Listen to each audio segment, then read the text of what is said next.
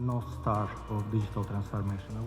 The 30th anniversary Baku Energy Forum was held at the Baku Congress Center, bringing together leading industry representatives for strategic discussions.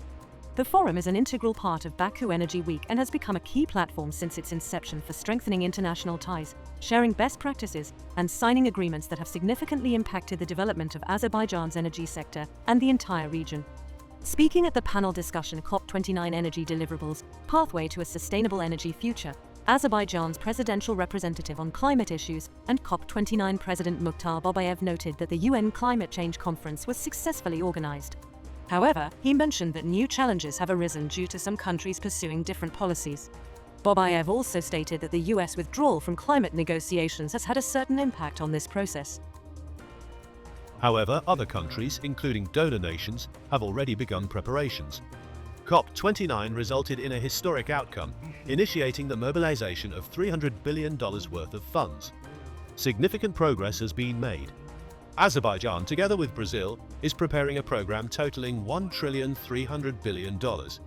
This involves increasing the COP29 commitment from $300 billion to $1,300 billion.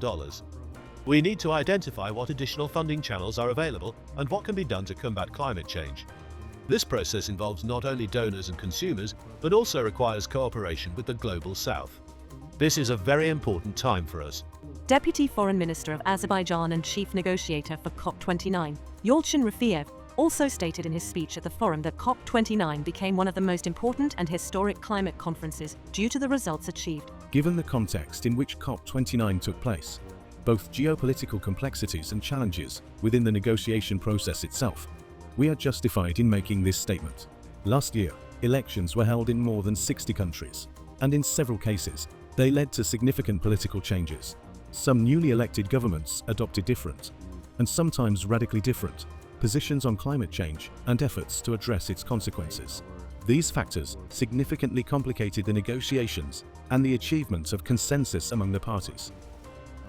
At the forum, Mark Alfoldi-Barus, Deputy State Secretary for Energy Policy at the Hungarian Ministry of Energy, has stated that Hungary aims to gain access to the clean energy produced in Azerbaijan.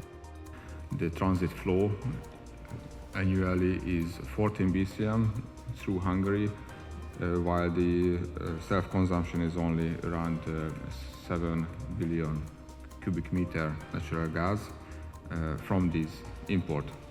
What are we doing with the remaining with the remaining 7 BCM? We are exporting it to Slovakia and to Ukraine. For example, to Ukraine, so far in this year, we exported already 1 BCM natural gas. Alfoldi-Barus also emphasized that COP29 became the most significant milestone since the Paris Agreement. Now, with clearly defined goals and funding sources, we understand how to move forward to achieve them, he concluded. It is worth noting that the forum was attended by over 600 delegates.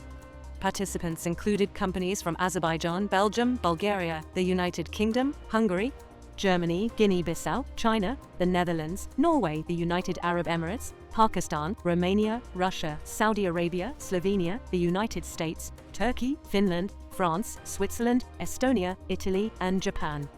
This year's forum program featured more than 70 speakers.